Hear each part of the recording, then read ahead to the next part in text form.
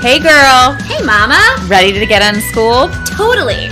Welcome to Moms Unschooled, where we break down all the things from the mundane to the magnificent, so you can think for yourself and do what's right for you. Hey Erin. Hey Sarah. It's quickly turning into fall here, which means many things, which means pumpkin spice lattes if you're into that. It means football. Hey Cam Newton, hey.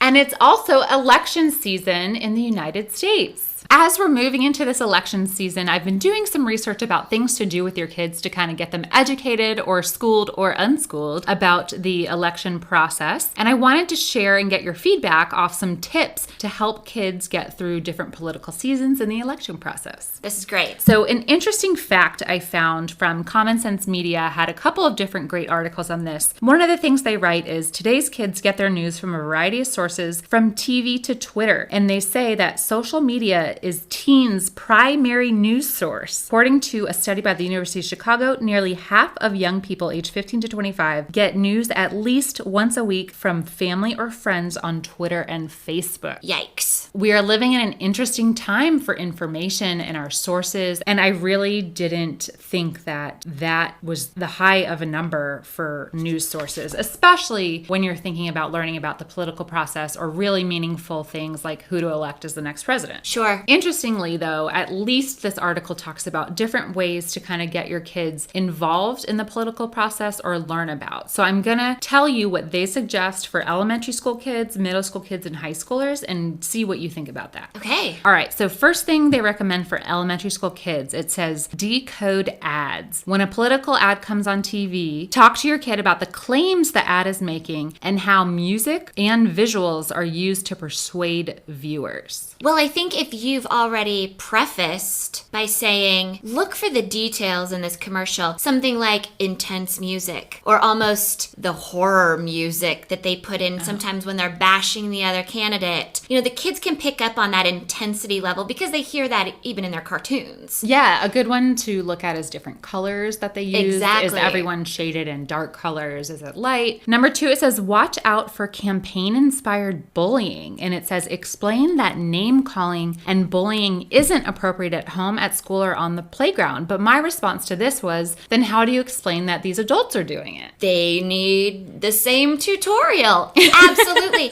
And it's hard. I mean, we have to teach our kids just because your best buddy's family is choosing to vote a different direction than you. You have to find the good again, because adults all of a sudden see each other as, oh, you're bad. You're voting for the other candidate. So that's a really good learning experience for us as parents if we can go that direction and really instill that in our kids. It may take a generation for us to stop fighting about this, but maybe we can start at this elementary early age. Something my husband and I have been saying lately is, well, that's what you get with freedom. For better or worse. I love it. You know, if we're traveling at the airport and someone's in pajamas, you know, that's what you get with freedom. Freedom comes freedom of speech. And a good thing I think to point out is that with freedom of speech doesn't mean there are no consequences. Yes. You can and you are free to respond to someone on social media about politics, and your children are free to do so, but they have to understand there will be a consequence in some form or fashion. Another one they recommend is to seek out kid-friendly news. And I didn't know about these kind of kids news channels and websites. One they suggest is called Time for Kids, and another is Scholastic Kids Press Corps. Cool. I had no idea. And as I am thinking about that, I grew up near the Washington, D.C. area, and I do remember going to the newseum, pun intended, play on words. And it was a museum about news and journalism, and you got to make your own little video and record. So I do think looking into a kids news channel and see how they talk about the election might be really helpful. I like that a lot. Last, for elementary school, read kid-friendly books about American politics. Mm-hmm. I think you might be familiar with some. I have not heard of these titles yet. One is called Bad Kitty for President, which I'm not really sure what. I hope that's PG. And the other, this title really got me. It says, Founding Fathers, semicolon, those horse-riding, fiddle-playing, book-reading, gun-toting gentlemen who started America. Wow. I'm not sure how I'm feeling about that title, but if anyone reads it, please let us know. Do you know about any cool kids and politics books?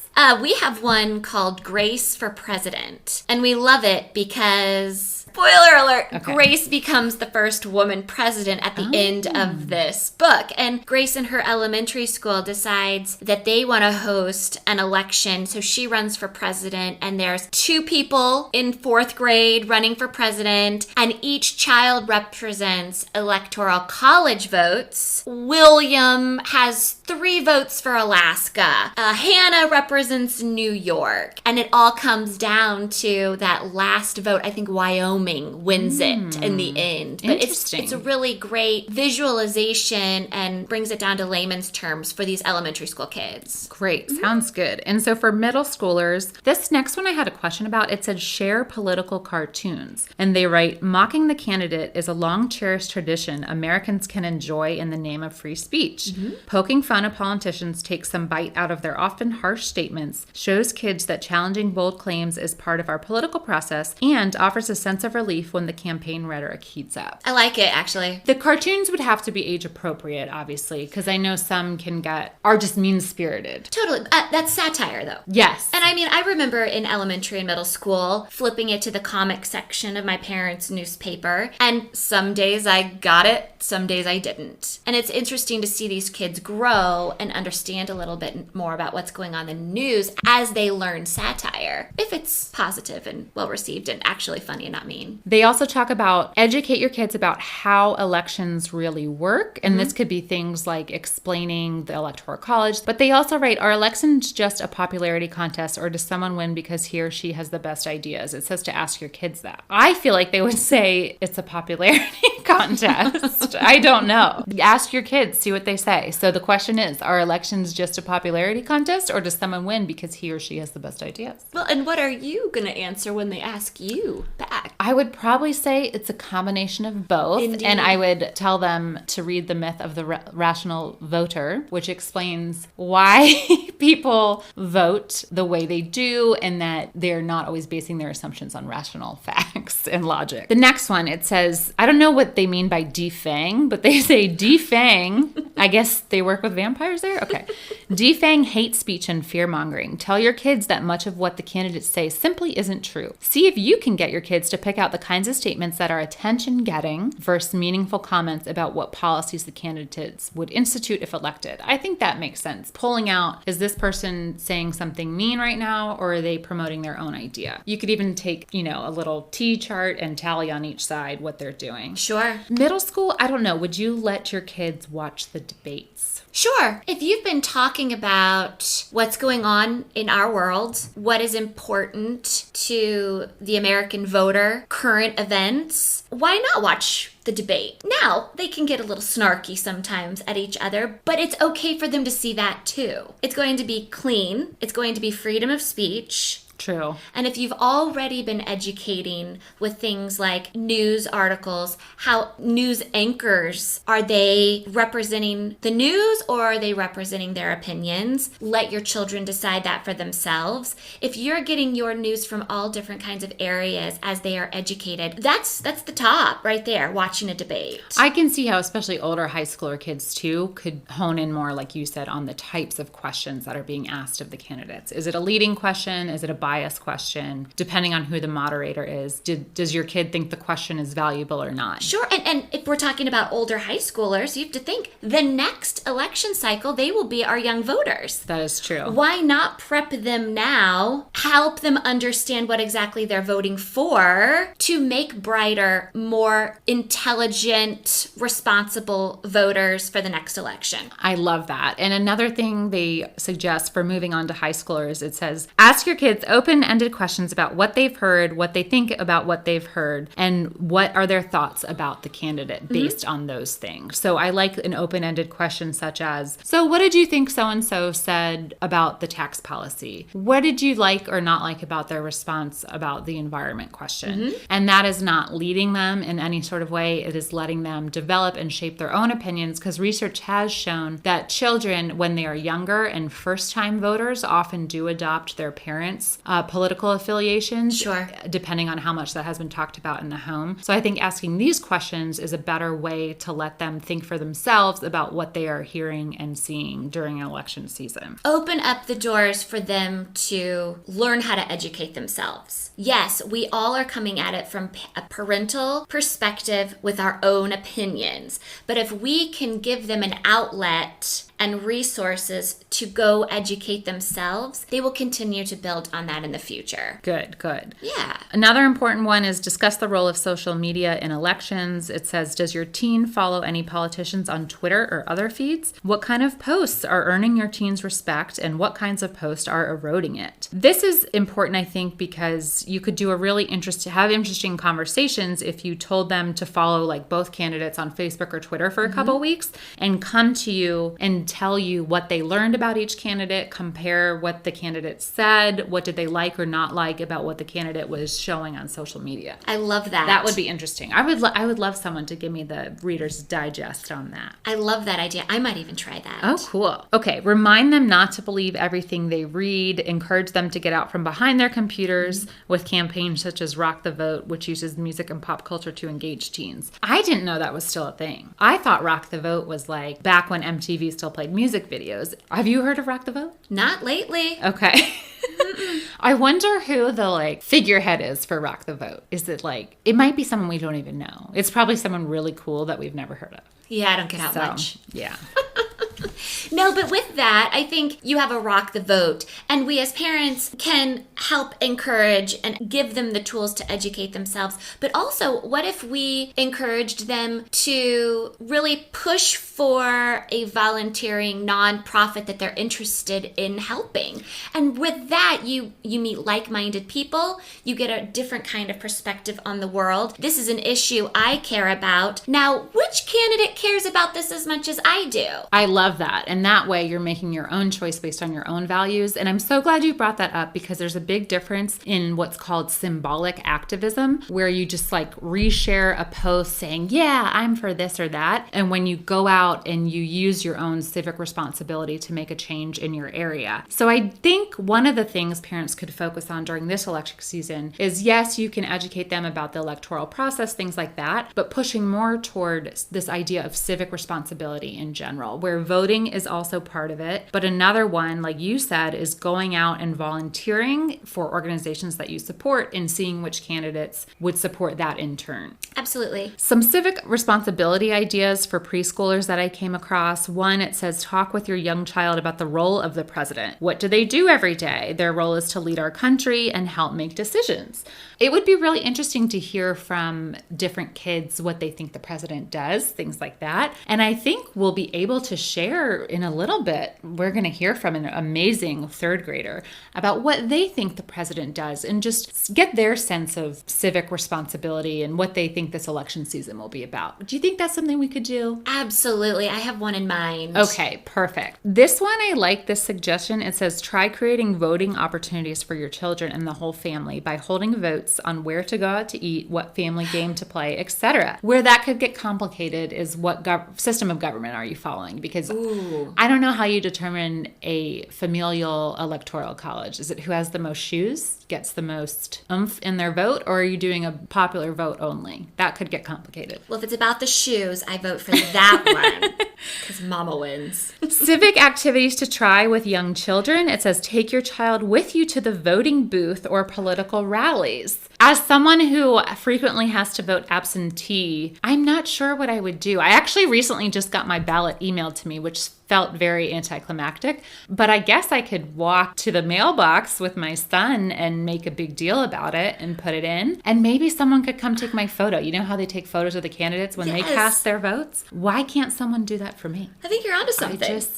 And then I can share that with people. Absolutely. I actually did this once. I took my baby daughter, she might have been 5 months old at the time, made her a onesie stating my candidate choice, put Made in America on her little booty of her onesie and walked her right into the voting booth, and they made me walk right out with her. No. Yes, because she was marketing for a candidate. I don't know the technical term. And my parents and I actually had to take turns going into the voting booth at that point to hold the baby outside because she was wearing a candidate's name. Is that just for kids?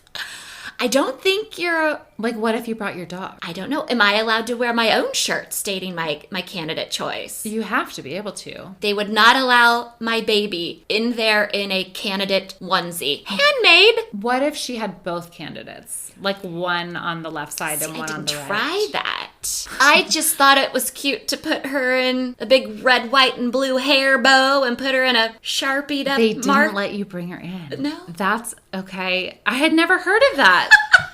Wow. So maybe before you take your kids to the voting booth, figure out what they're allowed to wear or not.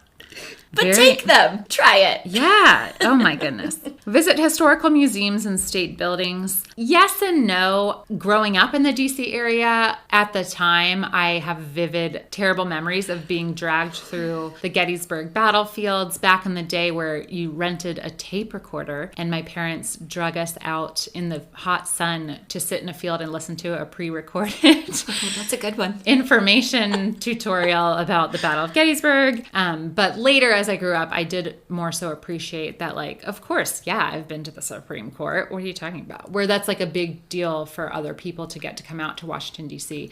I also did not know you ever had to pay for museums until I was in college because growing up in the D.C. area, they're free because most museums are federally funded. Right. A couple are not, like the international, like the Spy Museum and things like that. But the Smithsonian galleries, the National Institute of Art, History, things like that are all free. And I remember being in Louisiana with a friend once, and we went to the Lewis and Clark Museum, and they were like $13, and I was like, for what? Yeah, $13. Give me a break.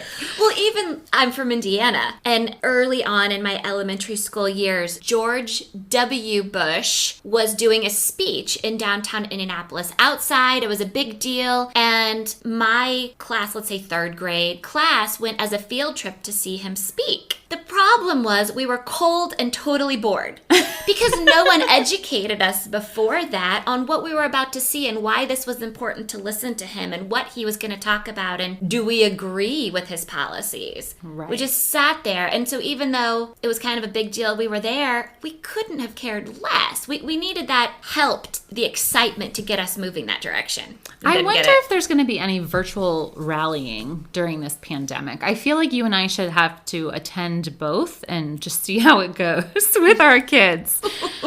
So just in closing, we're going to share a couple of recommended political books to read with your kids for elementary school age children. And please post and share if you read or enjoyed any of these. Grace for President is one, like Miss Erin recommended. Vote by Eileen Cristolo. A More Perfect Union, The Story of Our Constitution by Betsy and Julio Maestro. And The 4th of July Story by Alice Dalgaish. So we have a lot to think about in 2020. Whoever it is, we want them to be good at their job and we want them to do good things. And we have military children. We do. So the president is our service members' boss. And I really try to get my kids to see why the presidency is so important and we respect it.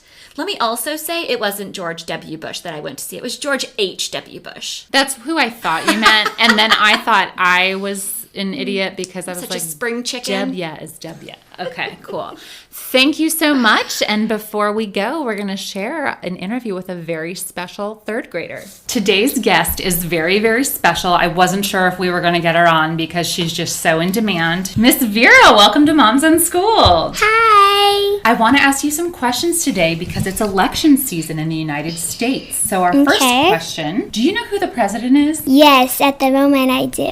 Who is the president? He is Donald Trump. Cool. Okay, so do you think the president has fun being president? I don't know. Okay. What do you think the president eats for breakfast? A short breakfast. Like what? Cereal, maybe? Cool. Do you think the president should have to know how to sing? No, because he has to know how to speak clearly, because he will be speaking in front of a ginormous crowd. Great. Would you let the president pet sit your dog? No. Why not? Because he would put the dog, maybe he would be too busy doing other things and not take care of the dog. You're doing so well. I'm going to ask you one policy question. So if you worked all day and you earned $100, how much Every day? We're just using one day as an example. If you earned $100 one day, how much of that $100 do you think should go to the government to spend? Half of it. Oh, okay. Thank you. And if you could ask the president a question, what would you want to ask them? How hard is it to be president? I was thinking about being president one day. You were? Yeah. Great. And when you run for president, what animal would you want on your shirt or at your parties? A donkey, an elephant, or something else? The only thing that's coming to my mind right now is a horse. Thanks for listening to Moms Unschooled. Subscribe on YouTube, follow us on Facebook, or email us at momsunschooled@gmail.com. Choopsie!